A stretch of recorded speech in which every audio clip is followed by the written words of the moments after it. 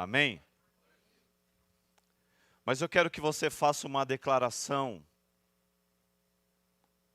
Diga assim: Deus é tão grande, o quanto permitimos Ele se manifestar em nossas vidas. O tema desta noite eu quero falar: deixe a sua fé fluir. Nós precisamos desenvolver a maneira de crer. Nós precisamos cooperar. Diga, eu preciso cooperar para vivermos as coisas que já estão prontas. Eu vou repetir essa frase. Deus é tão grande, o quanto permitimos Ele se manifestar em nossas vidas.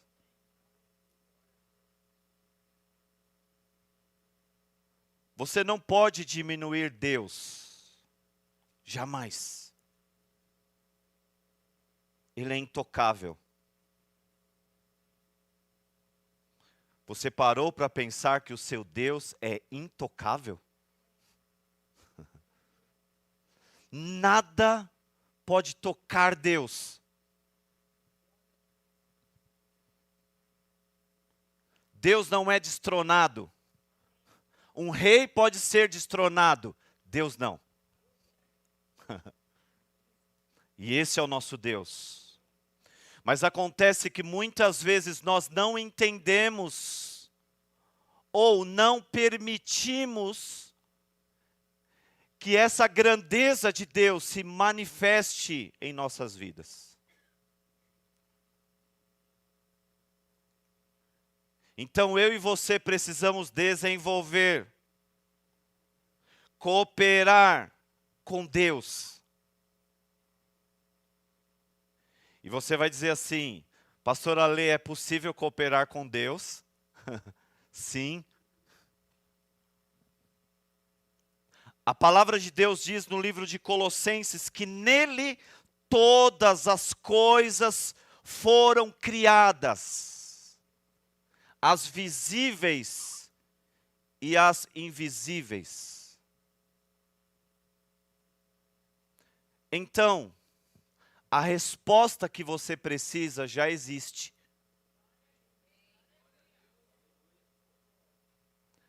A cura que você procura já existe. A restauração que você necessita ou a libertação que você precisa já existe. Porque todas as coisas foram criadas. A provisão já está pronta. Já estava pronta antes da necessidade. Quando você vê Deus criando todas as coisas, Deus criou o sol, Deus criou a lua, os mares, os frutos. Depois que todas essas coisas foram criadas, Ele criou quem? O homem. O que isso significa? Que a provisão foi criada antes de criar você. Aleluia! Isso significa que Deus se importa com a sua vida. Que Deus não desdenha das suas necessidades. Muito pelo contrário, Ele olha o homem com amor. Veja que a provisão foi criada. Todas as coisas foram criadas. Ele criou todas as coisas. Você está aqui? Deus tem grandes coisas para nós. Sabe, eu trouxe de forma proposital Não é bonito? Você olha, de repente, um pregador sobe no púlpito e alguém traz um suco com uma laranjinha e fala assim, mas esse cara é muito metido. Mas eu trouxe isso para fazer uma ilustração. Esse suco, pense nisso, amém? Você está aqui? Esse suco bonito, quanto está com vontade de tomar esse suquinho aqui? Nossa, gente, a concorrência é grande. Mas eu quero que você pense nisso, como isso daqui são as bênçãos que Deus preparou para a sua vida. Tudo que Deus faz é belo. Nunca pense que Deus pensa o pior para a sua vida. Porque Deus pensa o melhor para a sua vida.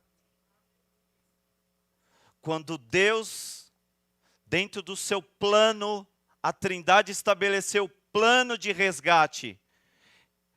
Ele não poderia ter mandado um anjo, tal, vai lá na terra. Mas não.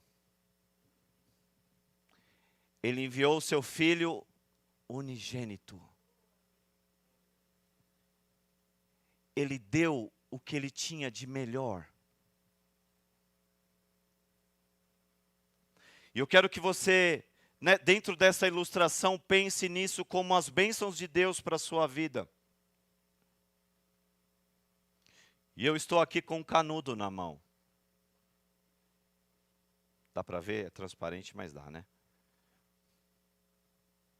Agora pense nisso aqui, ó. Aqui estão as bênçãos. Eu vou pôr o canudo aqui. O canudo pode estar aqui, mexendo dentro da bênção, dentro de um ambiente, dentro de uma igreja, dentro de um reino. Vai pegando com a cabeça espiritual que essa igreja tem, amém? Agora, eu preciso de algo para que o que está aqui venha para a minha vida. Isso se chama fé. Todas as vezes que eu uso a fé, eu chamo as coisas que já estão prontas para a minha vida. Percebe que eu e você somos um canudo de Deus, mas precisa fluir a fé para que aquilo que Deus já preparou e estabeleceu para a sua vida, venha para você. Nós acabamos de ler que todas as coisas já foram criadas. As visíveis e as invisíveis. Tudo já está pronto. O véu já foi rasgado. Já temos acesso ao Pai. O Santo dos Santos é um lugar hoje acessível. O sangue de Jesus nos habilita a entrarmos. Tudo já está pronto. Jesus já foi para o Calvário e diz: está consumado. Tudo está pronto. Agora, a maneira que nós acessamos o que está pronto.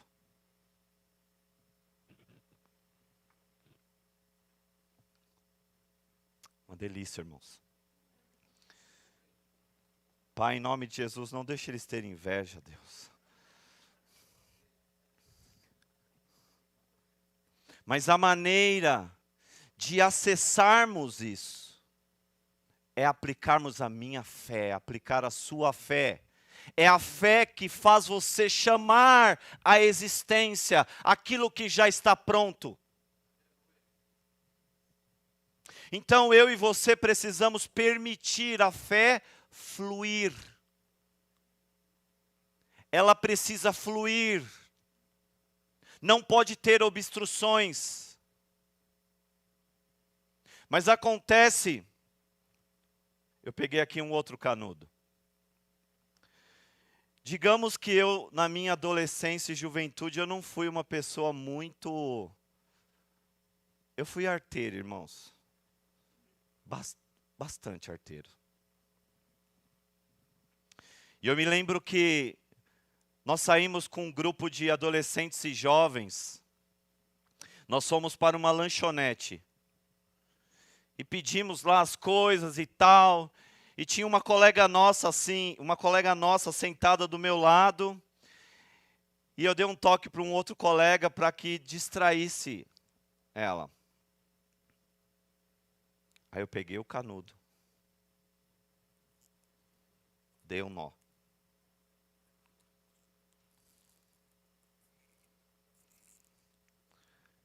Fui lá e coloquei. E ela tá lá batendo papo com a gente, não sei o quê. Olha aqui. E ficou tentando e não vinha. Até que ela olhou para o canudo e viu que ele estava obstruído. Essa é uma noite de olharmos para nós como esse canudo. Eu vou falar sobre 5 coisas que obstruem o canal pelo qual a fé flui. Eu vou falar sobre coisas que muitas vezes se tornam um bloqueio dentro de nós e faz com que a fé não flui. E essa é uma resposta muitas vezes porque temos pessoas dentro das igrejas, mas não vivem coisas que Deus preparou, que já está prontas. A Bíblia diz, o pão de cada dia já nos dá. Então hoje, agora, nesse exato momento, tem um pão de Deus para você. Já está pronto. E nós precisamos do quê? Acessar isso que já está pronto, aplicando a nossa fé. O justo viverá pela fé. Qual é o estilo de vida de um conquistador? De uma conquistadora? É alguém que usa a fé. E o que é a fé? É uma certeza. É um firme propósito. Eu gosto de definir fé com esta palavra, certeza. É certeza que se eu me aproximar de Deus, crendo que Ele é meu galardoador, eu vou viver o que está pronto. Irmãos, todas as vezes a Bíblia diz que sem fé é impossível agradar a Deus. O modo de agradar a Deus, de despertar em Deus. Pensa nisso, queridos. Nós quando lemos a palavra de Deus, nós vemos pessoas sendo elogiadas. Grande é a tua fé. Nem todo Israel foi visto uma fé como a tua. Mulher, grande é a tua fé. O que mexia com Jesus era quando alguém se aproximava dele com certeza. Quando alguém se aproximava de Jesus, sabendo porque sabe, como aquela mulher do fluxo de sangue, se tão somente eu tocar na orla do seu manto, eu serei curada. Aleluia. Você pode olhar para a vida daquela mulher, 12 anos. Não era 12 dias, nem 12 meses. 12 anos. A Bíblia diz que aquela mulher procurava cura. Ia aos médicos, gastava tudo o que tinha. Você pode falar, puxa, mas essa mulher não foi curada, né? Mas eu tenho meditado sobre a vida dessa mulher, e sabe o que me chama a atenção? Que mesmo após 12 anos, ela estava buscando a cura. Eu vou continuar até que, diga até que.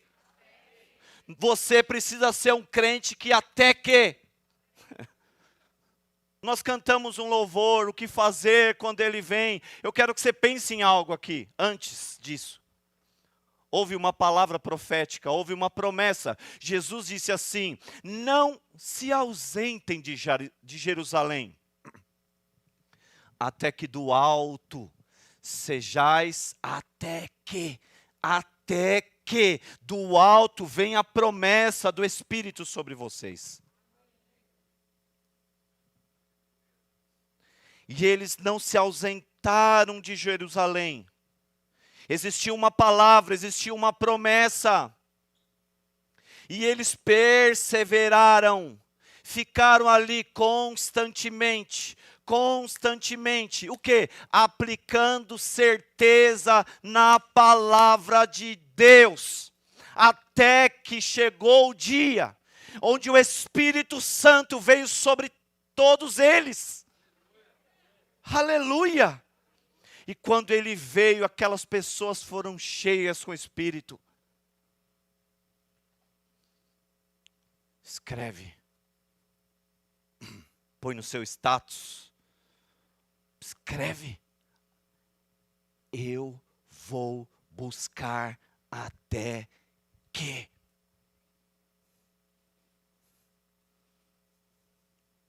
Aleluia. Aquela mulher não foi à toa, que ela disse assim: eu vou tocar, se tão somente eu tocar na orla do seu manto, eu serei curada. Recentemente, eu estava conversando com um judeu, convertido. Embora eu já tivesse estudado bastante sobre essa orla do manto, eu falo, me fala mais sobre isso. E ele começou a me explicar um monte de coisa, e eu...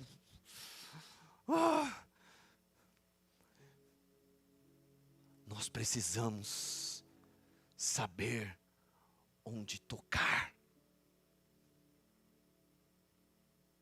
Não foi à toa que aquela mulher tocou na orla. Na orla tinha alguns 8 filetes. Quando você vai estudar, fala da humanidade, fala do homem, fala dos sentidos do homem. Mas dentro desses 8 filamentos, tinha 5 nó. Que significava o Pentateuco. Os 5 primeiros livros da Bíblia.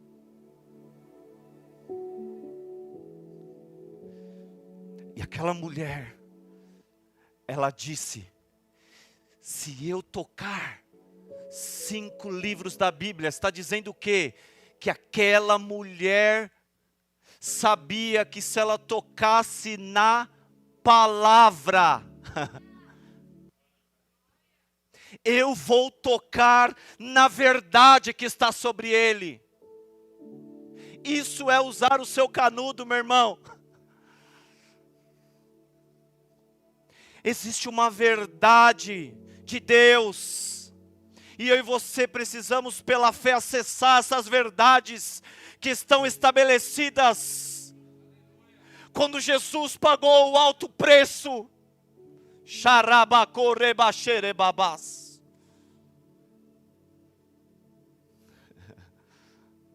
Aleluia. Tem uma verdade para sua família. Tem uma verdade para a sua saúde. Tem uma verdade para o seu filho.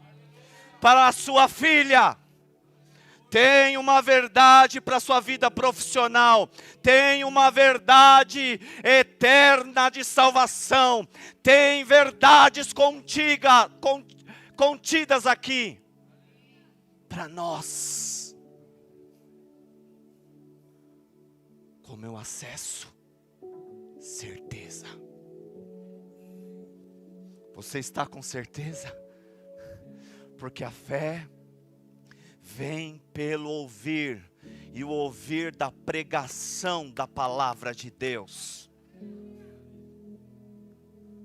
Aleluia.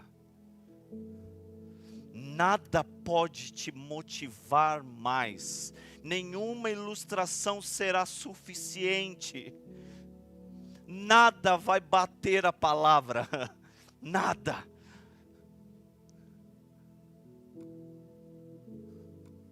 Certeza. Amém. Rapidamente eu quero falar sobre 5 coisas. Nós precisamos desobstruir o canudo hoje, que impede a sua fé de fluir. E o primeiro ponto que Deus quer limpar de nós se chama ódio.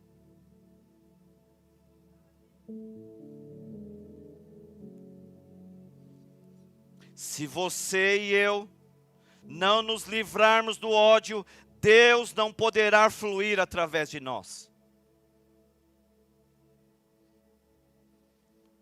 Glória a Deus, diminuíram. Por quê, irmãos? Porque o ódio é o contrário de Deus. A Bíblia diz que Deus é amor. 1 João 4,8. O ódio é contrário de quem Deus é. Se nós não lidarmos com esse sentimento terrível, não poderá fluir fé através de nós. Quero te convidar a abrir em Mateus 6,14.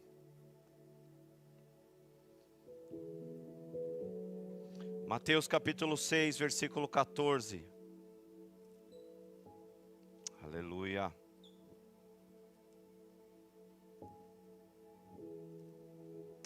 Mateus 6. Diz assim: porque se perdoardes aos homens as suas transgressões, também vosso Pai Celeste vos perdoará. Mas se não perdoardes aos homens as suas transgressões, também vosso Pai não perdoará as vossas transgressões. Vocês estão entendendo? A pessoa que não perdoa ou a pessoa que odeia é mais prejudicada do que o odiado.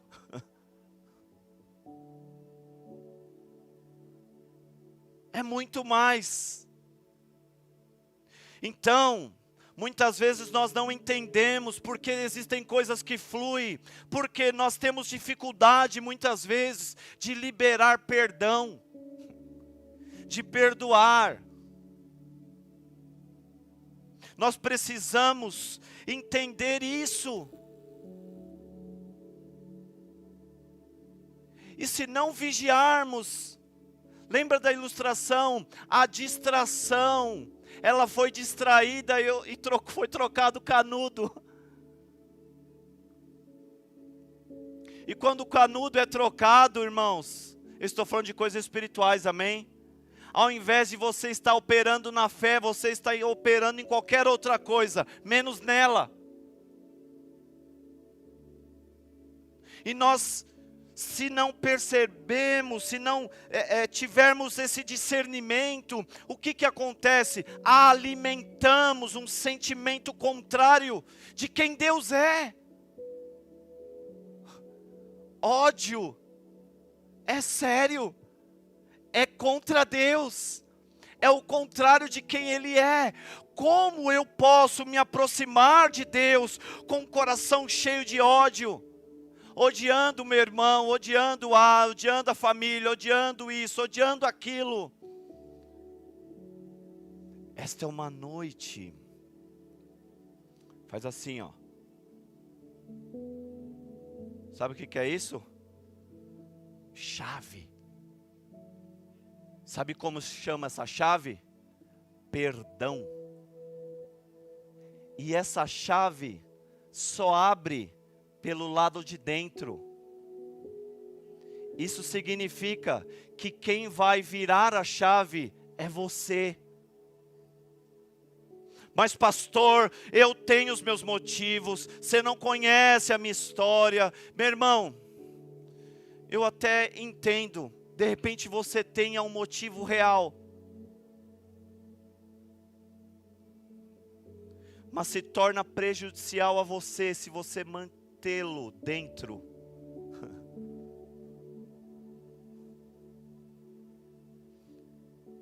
Mas você não conhece, pastor, essa pessoa.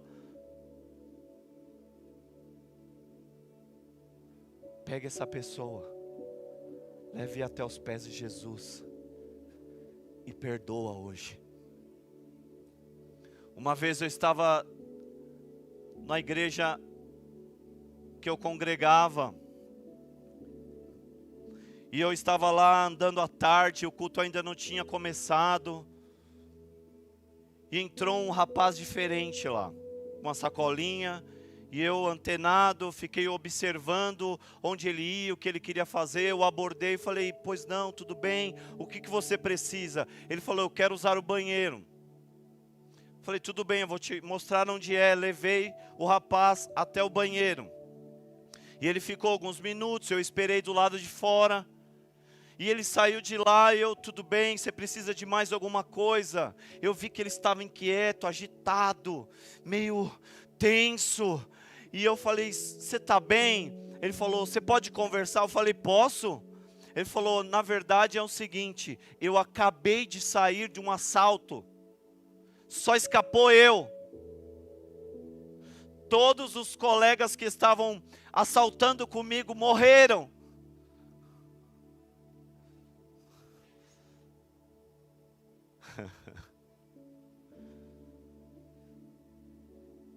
Diga, mas o crente, cheio do Espírito Santo, é cheio de coragem. Então eu disse para ele, então você entrou no lugar certo, na hora certa. Vamos conversar porque tem salvação para a tua vida. E aí comecei a falar de Jesus para ele. Palavra nele. E ele endemoniou no corredor da igreja. E aquela luta. E ele voltava. E eu, palavra de novo. Falei, não sei quanto tempo esse moço vai ficar aqui. Palavra, evangelizando, Jesus, Jesus na vida dele. E uma hora ele ficou sóbrio, falei, vamos para uma sala. Os pastores vieram, nos auxiliaram. E eu comecei a ministrar aquele homem. E ele falou assim, eu tenho ódio. Eu tenho ódio por uma pessoa da minha família. Eu quero ir embora porque eu quero matar ele. E eu sozinho numa sala com aquele homem, forte. E aí eu disse para ele assim, eu até agora estou falando sobre o amor de Deus para a tua vida. Se você se arrepende de tudo que você fez, tem perdão para a sua vida. Mas primeiro, você precisa entender também que é necessário perdoar essa pessoa, a sua família que você quer ir lá matar. Vamos fazer isso? Ele olhou para mim e falou, vamos. Eu falei, eu te ajudo. O Espírito Santo te ajuda. Falei, então repete essa oração comigo. E ele fez uma oração de confissão e liberando, perdoando a vida dele. Quando ele terminou, irmãos, o semblante dele foi transformado na minha frente.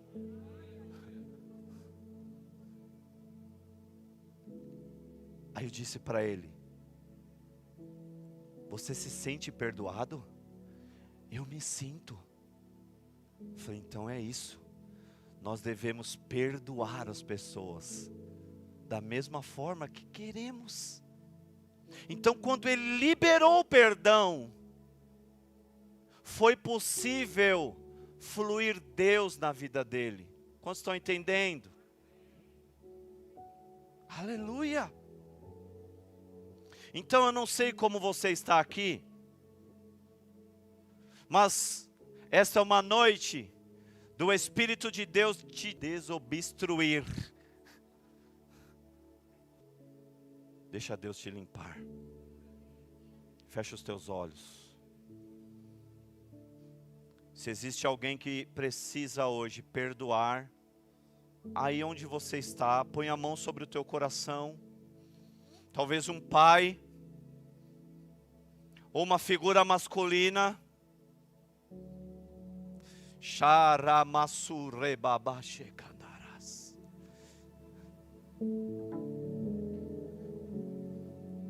Diga, eu te perdoo. Mas pastor, eu não estou sentindo. Você não precisa sentir, você precisa verbalizar. Diga aí, eu perdoo, eu libero essa pessoa hoje, em nome de Jesus. Eu te perdoo. Eu te perdoo pelo que você me falou. Eu te perdoo pelo que você fez. Eu te perdoo pelo que você deixou de fazer ou deixou de falar. Libera. E sinta Deus fluir aí. Sinta Ele fluir. Sinta esse amor fluir no seu interior. O canudinho está ficando limpo. Aleluia. Oh, glória. Sabe por quê, irmãos?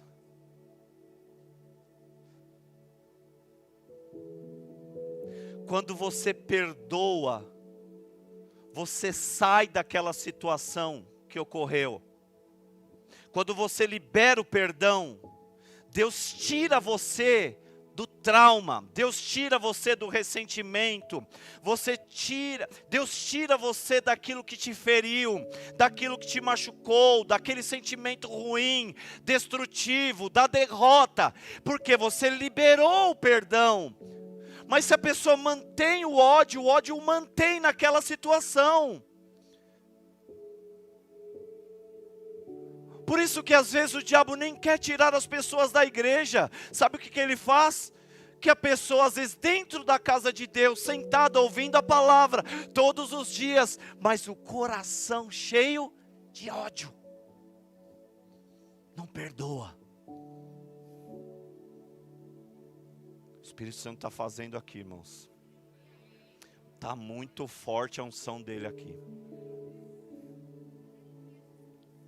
Se falarmos de romper em 2022 em fé, o canal pelo qual a fé flui precisa estar limpo.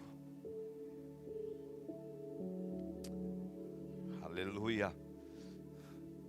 Eu não consigo sair do ódio aqui, de sair desse ponto.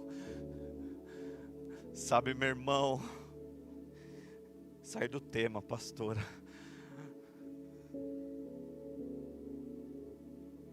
Sabe por quê? Porque se você, irmãos, não tem como, se alguém quiser sujar o rosto de alguém com barro, ela precisa entender que vai sujar as mãos também. Você entende isso? Passa por você primeiro. Por isso, se você bendizer alguém, e uma das formas de manifestar amor é o que? Abençoando. Jesus diz, ore pelos que vos maldizem, abençoe aqueles que te perseguem, abençoe, fale bem, libera. Você que perdoou agora e fala assim, eu libero essa pessoa, diga, eu libero essa pessoa para ser feliz, para ser abençoada, para ser próspera, em nome de Jesus. Aleluia. Segundo ponto, medo. O medo faz com que a fé não flui. O canudo é obstruído, porque tem medo. E o medo funciona como uma fé ao contrário. Da mesma forma que a fé é um firme propósito, Hebreus 11:1, é um firme propósito, é uma certeza. O que é o medo? O medo também é uma certeza. A pessoa tem uma certeza de que algo ruim vai acontecer. Como fluirá? Obrigado, pastor. Como fluirá as bênçãos de Deus num coração cheio de medo? Num coração que está esperando o pior? Num coração que está esperando derrota, tem medo de que algo ruim acontece.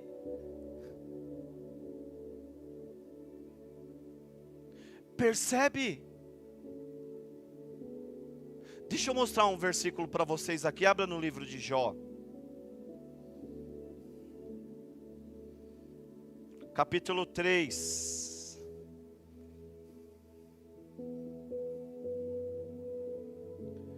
Diz assim, ó, versículo 25. Todos conhecem Jó? A história de Jó?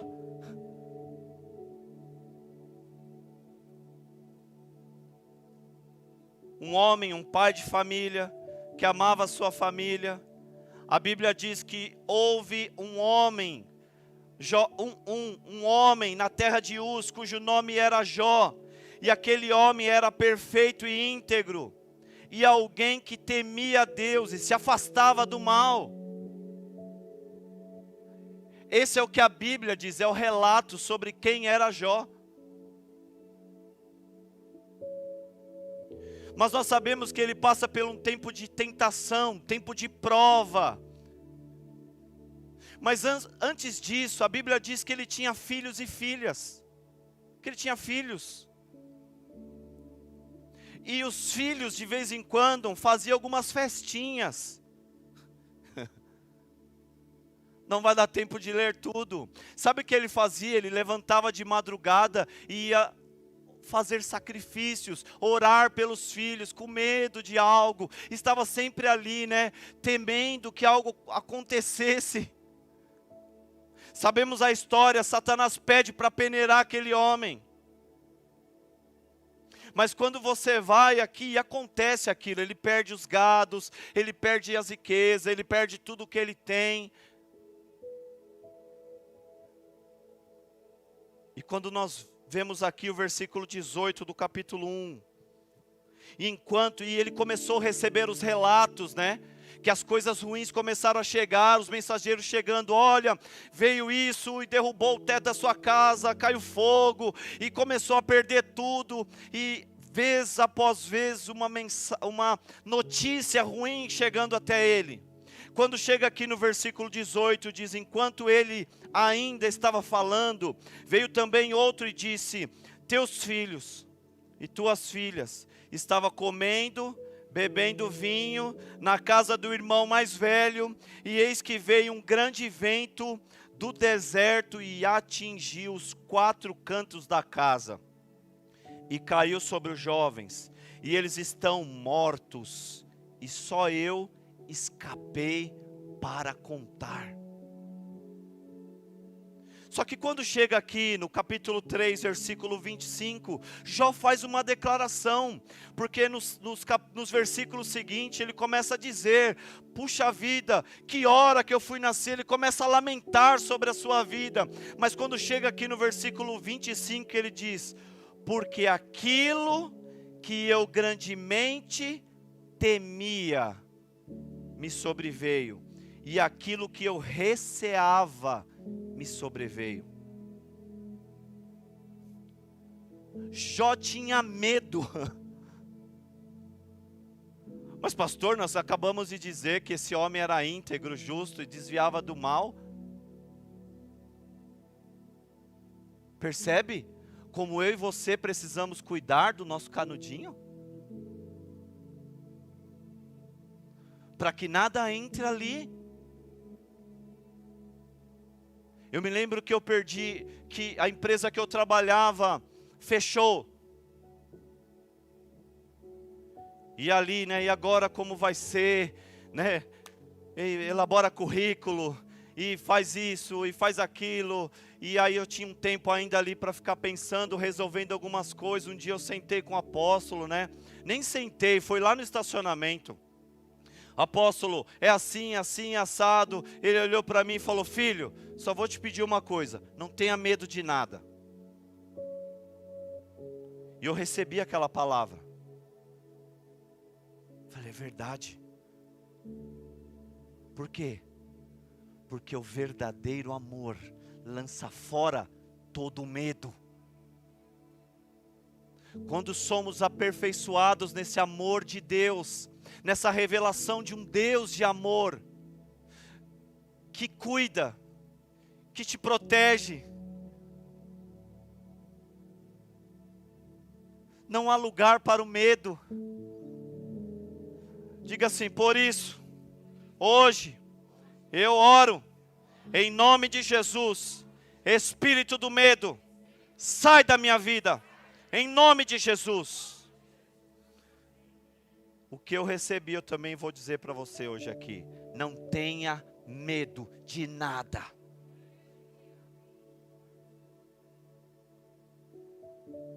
Porque nós não recebemos o espírito de medo, mas de poder, de amor e de uma mente sã. Aleluia! 1 João 4,18. 1 João 4,18. Olha esse versículo, meu irmão. Que tremendo ele. No amor não há temor. Antes, o perfeito amor lança fora o temor, o medo. Porque o temor tem consigo a pena. E o que teme não é aperfeiçoado em amor. Diga: eu tenho a certeza de que o melhor dessa terra eu comerei. Isso é certeza. Não espere o pior. Espere o melhor. Jesus é o plano melhor. Jesus é o plano melhor. Amém? Glória a Deus. Posso ir para o 3?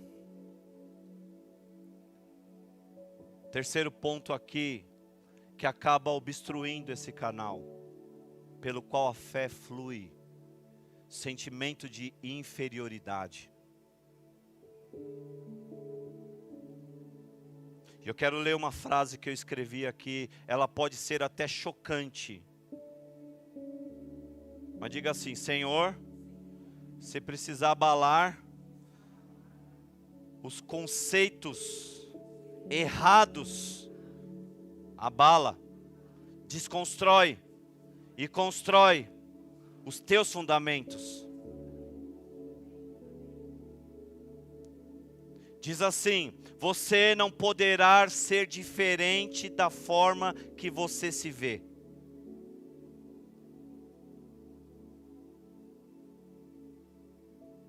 Pastor, isso não é uma palavra de coach? Vamos ver se é coach ou se é Bíblia. Abra em Provérbios 23. Versículo de número 7. Vou repetir: você não poderá ser diferente da forma que você se vê. Se você se vê fracassado, não espere a vitória.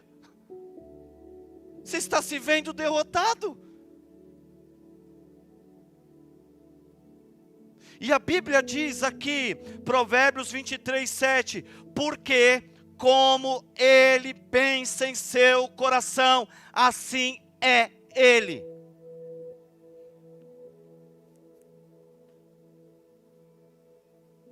Por isso que eu e você precisamos o tempo inteiro estarmos expostos à palavra de Deus, levando cativos nossos pensamentos ao senhorio de Cristo, colocando a palavra para dentro de nós, nos alimentando da palavra, vivendo a palavra, colocando a palavra dentro. O Evangelho, entenda isso, o Evangelho ele toca o seu coração em primeiro lugar. Você e eu precisamos de uma experiência, nascer de novo. Mas depois que o seu espírito é tocado, esse Evangelho precisa tocar a sua mente, os seus pensamentos. Romanos 12:2, rogo-vos, pois irmãos, pela compaixão de Deus, que você se apresente como sacrifício vivo, e não vos conformeis com este mundo. O que é conformar? Tomar o padrão, tomar o modelo. Antes o que? Renove o entendimento. Que entendimento? Agora você é filho, herdeiro, cidadão do céu. Me ajude a pregar, quem fala mais aqui? Vitorioso, mais que vencedor, filho de Deus, reis e sacerdotes. Tem crente aqui, irmãos? Então fala, vamos, libere a palavra. Solte, curado, restaurado, próspero, embaixador, livre. Tem que liberar essa palavra, você entende? Então hoje, amanhã, você vai sair daqui como? Se vendo assim. Por quê? O que fez Jesus suportar até o final? Pela uma obediência ao Pai, sim. Contudo, seja feita a sua vontade. Mas ele também via um povo restaurado, liberto. Ele via você, ele via uma igreja, ele via uma família restaurada. Ele te via também.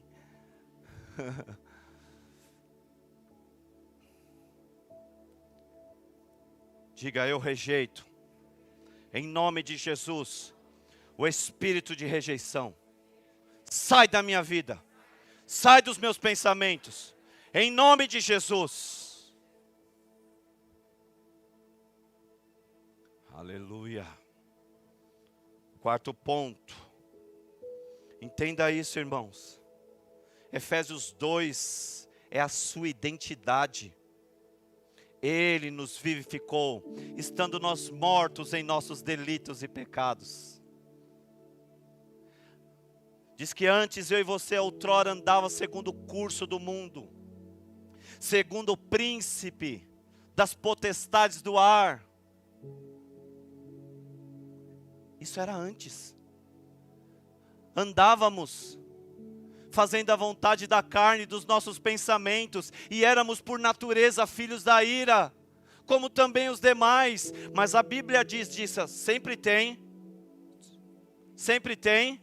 um mas de Deus. Porque a Bíblia diz, mas Deus, sendo rico em misericórdia, pelo muito, olha isso, irmãos, pelo muito amor com que nos amou, estando nós ainda mortos em nossos delitos e pecados, nos deu vida. Então sai pensamento de morte, em nome de Jesus. Você foi gerado dentro de um Deus de vida. Aleluia. Meu Deus, deixa a sua fé fluir. Deixa ela fluir. Quarto ponto. Culpa. Eu escrevi aqui o que significa culpa. Responsabilidade por dano cometido. A pessoa cometeu algo, fez algo, e agora se sente culpada. A culpa prende a pessoa em uma situação lá no passado, por algo que ela cometeu, e não se sente digna. ou merecedora. Mas entenda que a graça de Deus foi manifestada. Nós realmente não somos dignos.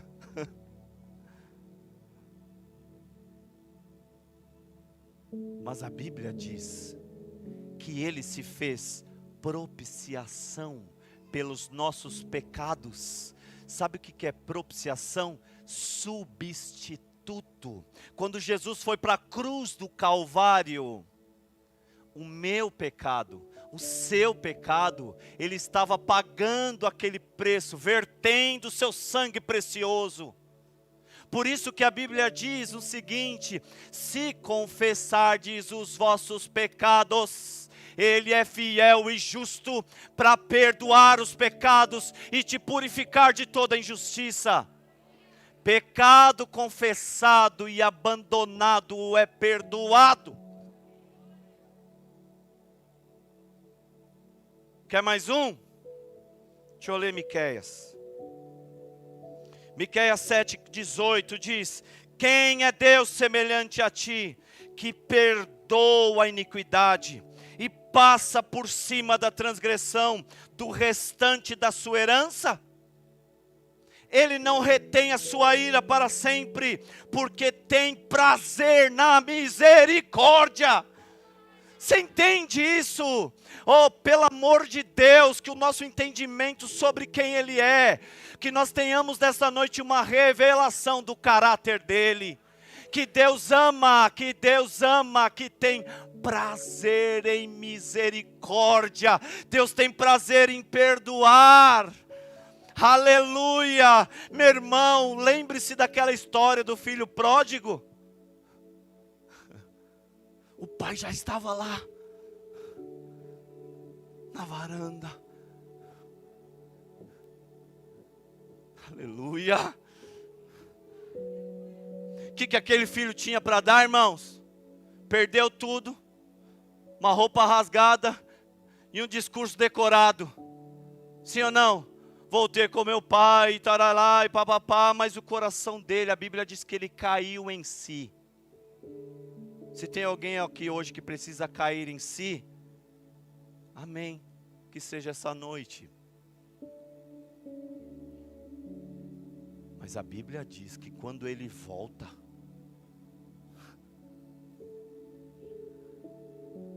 a Bíblia diz que o pai correu.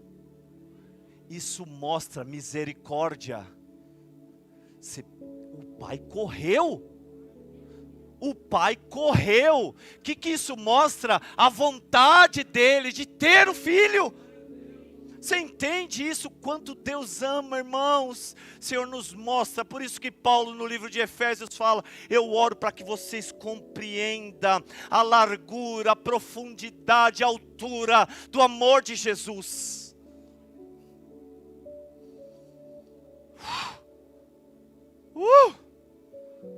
Aleluia! Seja batizado nesse amor de Deus hoje, em nome de Jesus. Aleluia! Culpa. Mas o texto de Miqueias não para aqui. Diz que ele não retém a sua ira para sempre, porque tem prazer na misericórdia, tornará a ter compaixão de nós, sujeitará as nossas iniquidades, e tu lançarás todos os seus pecados nas profundezas do mar. Glória! Existem versões que ainda dizem: dele não se lembra mais. Diga, mas agora eu tenho uma cabecinha renovada.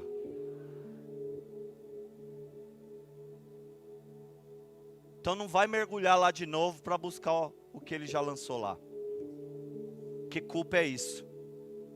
O pai já perdoou, já passou, já é passado. E a culpa faz o quê? A pessoa, o Senhor pega e fala assim: eu já limpei, eu já perdoei, joguei aqui, acabou, dele não se lembra. Bora, filho, vamos seguir, vamos que eu tenho um plano, vamos que eu tenho um propósito para a tua vida. Segue, porque grandes coisas estão por vir. Mas se a culpa não sair do teu coração, você não tem fé para crer no que Ele está falando. Então nessa noite, Deus já te perdoou. Agora, se perdoe. Porque muitas vezes somos perfeccionistas.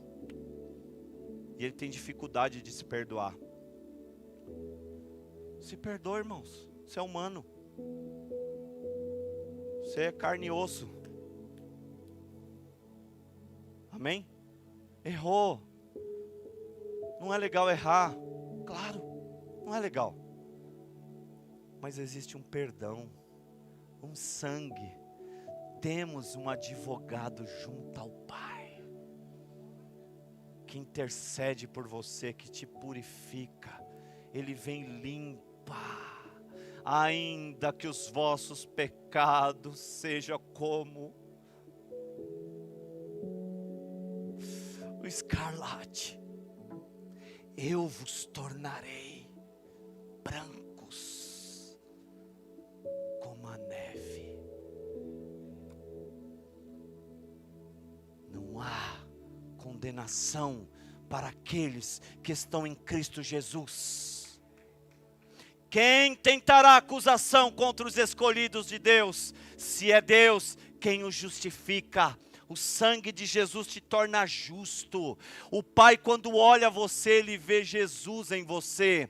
Ele vê a justiça dEle, Ele vê o sangue do Filho, te limpando, te purificando. Oh, obrigado, Senhor, obrigado. Aleluia. E o último, faz assim, ó.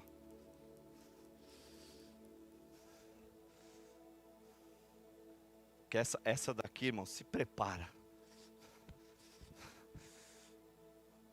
Mas foi para mim primeiro, irmãos.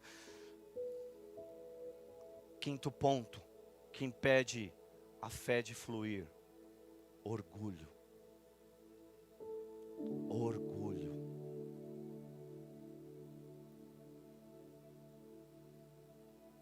Porque o orgulhoso não reconhece Deus nos seus caminhos. O orgulhoso, ele confia no braço. Maldito é o homem que confia no homem e que faz, o versículo não para aí, e que faz do seu braço a sua força. Paramos só na primeira parte. Mas que faz o seu braço a sua força. Então muitas vezes nós confiamos em nós mesmos. É errado ser confiante? Não. É errado você deixar de confiar em Deus e achar que você é autossuficiente. Nós não somos autossuficientes. Nós precisamos uns dos outros. Nós precisamos das pessoas. O maior exemplo de unidade é isso. Nós precisamos do corpo. Eu preciso que alguém ore por mim. Eu preciso que às vezes alguém me abraça. Ah, mas você é pastor? Sim, de carne e osso. Sou gente. E Deus tratou comigo para falar esse quinto ponto hoje. Isso é sério. E tá muito legal ver a carinha de vocês olhando para mim assim. Mas diga assim: hoje nós estamos em família. E o pai está cuidando dos filhos. Sabe o dia que o pai chega e fala assim: vem aqui, senta todo mundo aqui, que o papai quer falar com vocês. Sabe, tem coisas que vocês estão tristes, abatidos, as coisas não estão acontecendo, o papai vai falar por quê. E quando isso acontece, irmãos, não fica arredio. Sabe o que você faz? Fala: obrigado, porque o pai corrige o filho a quem muito ama.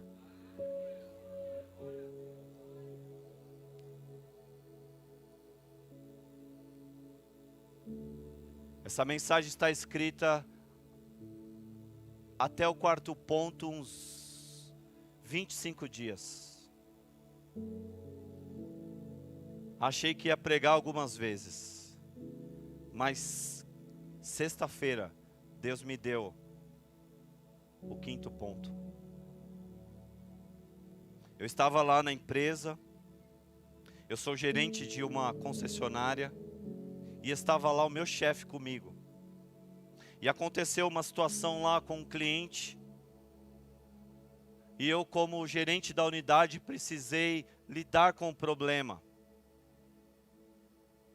Tenho certa experiência nisso. Lido com clientes pós-venda há muitos anos. Já administrei muitos conflitos, muitos problemas, reverti muitos problemas. E eu entendo uma unção de Deus para a minha vida. Por isso, deixa eu te falar uma coisa. Você, dentro da sua área de profissão, tem uma unção de Deus para você fazer o que você precisa. Você não vai sozinho. Tem uma capacitação sobrenatural de Deus para o que você faz. Diga, eu recebo. Mas eu e meu gestor, nós brincamos bastante, e nossas antigas empresas era de uma filosofia japonesa, onde conhecemos bastante processos e tal, e de um nível de excelência altíssimo, muito bom e tal, e a gente brinca com algumas coisas, eu resolvi e tal, nós fizemos isso, e aí a temperatura com esse cliente estava elevada. Pra você ter uma ideia, o diretor da minha empresa me ligou para que nós pudéssemos tratar o assunto. Mas aí eu tranquei a sala, eu falei, chegou a hora de ligar para o cliente.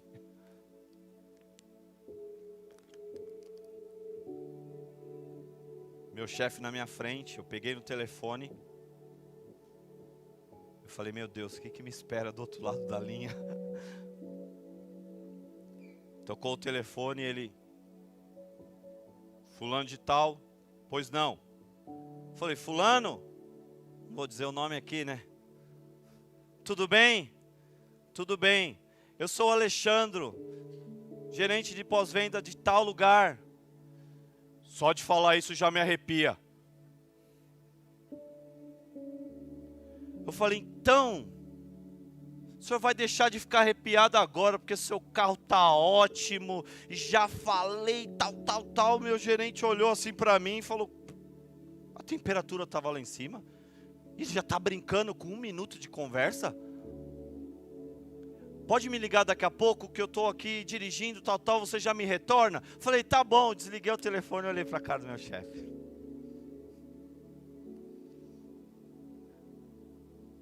Aí eu brinquei, irmãos, foi uma brincadeira.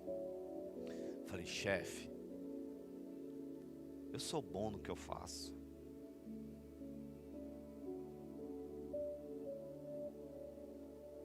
Ele, tá, brincamos, tal, resolvemos, juntos.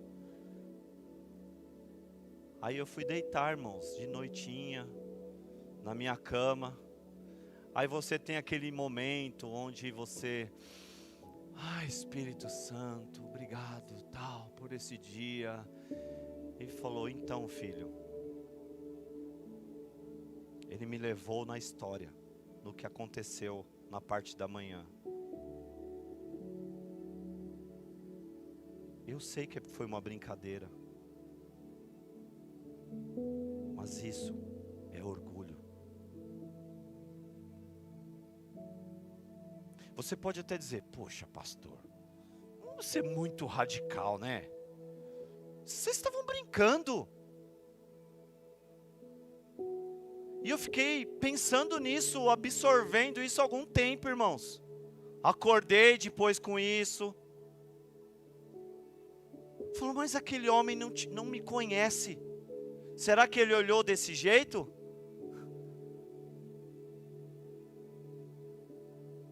Deus me corrigiu. Por quê? Porque isso mostra a seriedade que Deus trata com orgulho. E aí na sequência, o Espírito Santo me trouxe um texto. E eu quero ler para vocês. Tiago capítulo 4. E agora eu vou encerrar.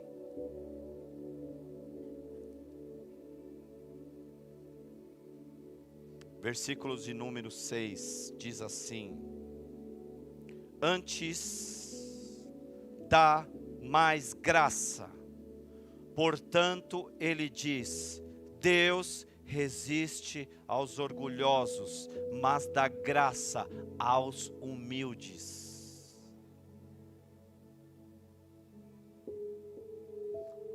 Você parou para pensar um paredão chamado Deus na sua frente te resistindo? Porque tem orgulho?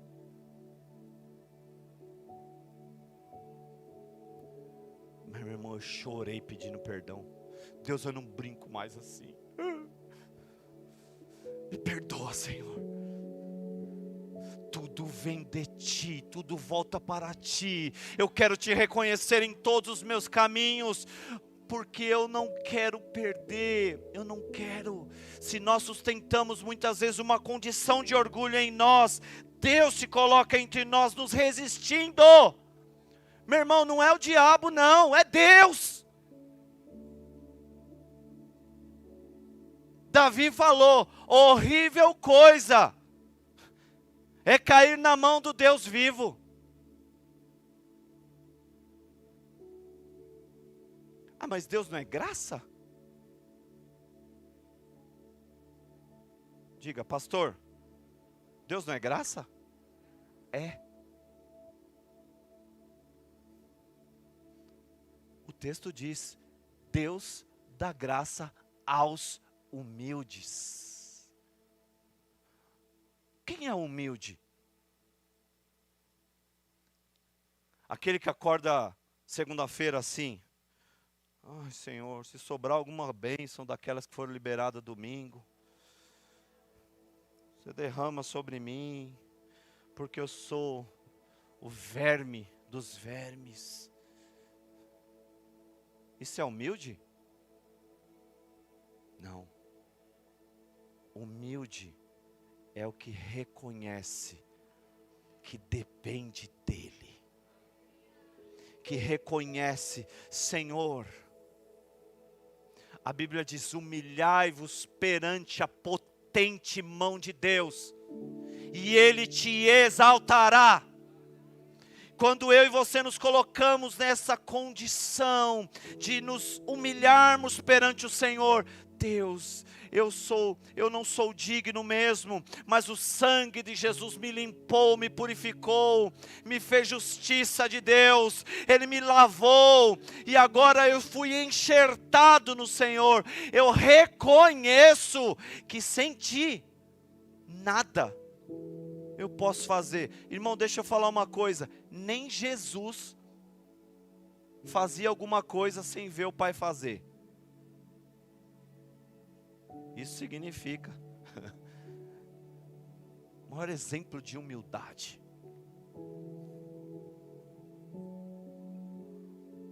Sabe o que significou o eis-me aqui na vida de Jesus? Se despir da sua glória e se tornar servo. O eis-me aqui na vida de Jesus foi esse. Se de despir, mesmo sendo como Deus, não usurpou ser igual a Deus, antes se humilhando em forma de servo, de homem, se humilhou, se esvazia, irmãos. Sabe por que nós muitas vezes não somos cheios? Porque não tem lugar para encher. Essa é aquela mensagem, irmãos, que vai com você na segunda, na terça, em março, em abril, em maio. Amém? Diga assim: Senhor, eu quero, em humildade, colocar-me diante de Ti e Te pedir que a minha vida, que hoje simbolicamente foi ilustrada como um canudo, eu declaro que hoje eu estou sendo limpo do ódio, do ressentimento, da inferioridade, da culpa, do medo. Em nome de Jesus, eu declaro hoje, em nome de Jesus, ódio, vai embora, medo, vai embora, em nome de Jesus. Eu declaro, em nome de Jesus, sentimento de inferioridade, sai da minha vida, culpa, sai da minha vida.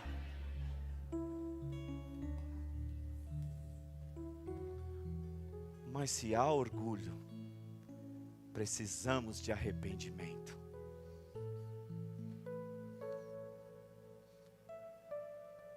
E eu quero orar por arrependimento. Pai, eu quero em nome de Jesus colocar a minha vida e a sua igreja diante do altar do Senhor e aqueles que estão conosco. Nós queremos te pedir perdão, Senhor, por toda a altivez, por todo orgulho, por toda arrogância. Limpa-nos de tudo isso, em nome de Jesus. Limpa-nos.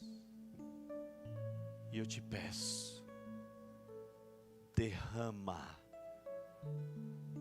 a tua graça, porque hoje nós nos humilhamos perante a tua poderosa mão. Exalta a tua igreja, levanta a tua igreja, levanta o abatido, o oprimido, cansado, aquele que estava em derrota hoje. Manifesta o seu poder aqui, manifesta a sua bondade, manifesta a sua graça neste lugar. Levanta a tua igreja em autoridade, em poder, Senhor. Levanta uma igreja em fé que flui nos milagres, nos prodígios e nas maravilhas. Em nome de Jesus. Ó, esse aqui, ó, deu lugar para esse aqui, ó. Amém?